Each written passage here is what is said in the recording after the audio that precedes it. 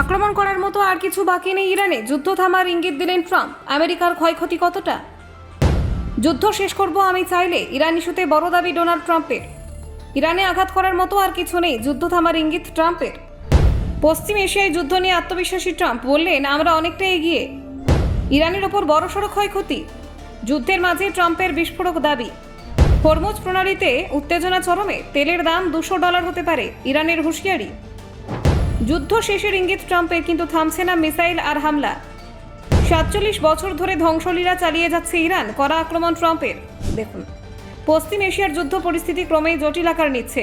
Iran, Israel এবং আমেরিকাকে ঘিরে উত্তেজনা এখন আন্তর্জাতিক রাজনীতির কেন্দ্রে। এর মধ্যে যুদ্ধ নিয়ে বড় ইঙ্গিত দিলেন আমেরিকার প্রেসিডেন্ট ডোনাল্ড ট্রাম্প। তিনি জানিয়েছেন, ইরানের সঙ্গে চলা সংঘর্ষ খুব শীঘ্রই শেষ হতে পারে। তার দাবি, ইরানে আক্রমণ করার মতো আর কোনো বড় লক্ষ্য অবশিষ্ট নেই।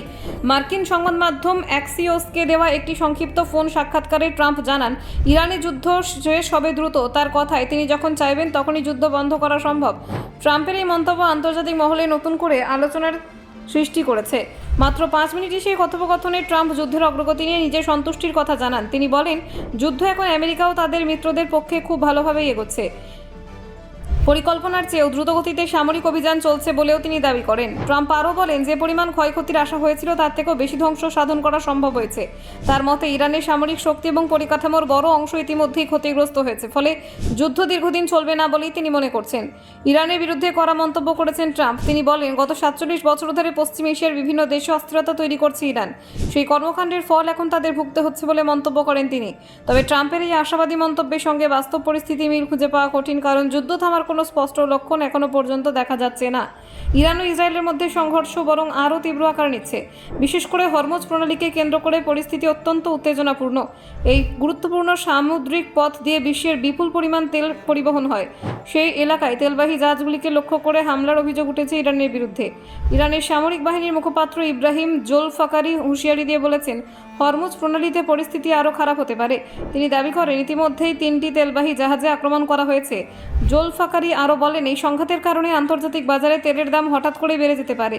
তার মতে, পরিস্থিতি এমন পর্যায়ে পৌঁছতে পারে যে তেলের দাম ব্যারেল প্রতি $200 পর্যন্ত উঠে যেতে পারে। এই হুঁশিয়ারির পর আন্তর্জাতিক বাজারে উদ্বেগ বেড়েছে, কারণ হরমুজ প্রণালী বন্ধ হয়ে গেলে বিশ্বজুড়ে জ্বালানি সরবরাহে বড় ধাক্কা লাগতে পারে। এতে বহু দেশের অর্থনীতিতেও প্রভাব পড়ার আশঙ্কা রয়েছে। অন্যদিকে ট্রাম্প দাবি করেছেন, হরমুজ প্রণালীতে ইরানের মাইন পাতার পরিকল্পনা ভেস্তে দিয়েছে মার্কিন বাহিনী। তার মতে, মঙ্গলবার মার্কিন হামলায় ইরানে 16টি নৌকা ধ্বংস করা হয়েছে।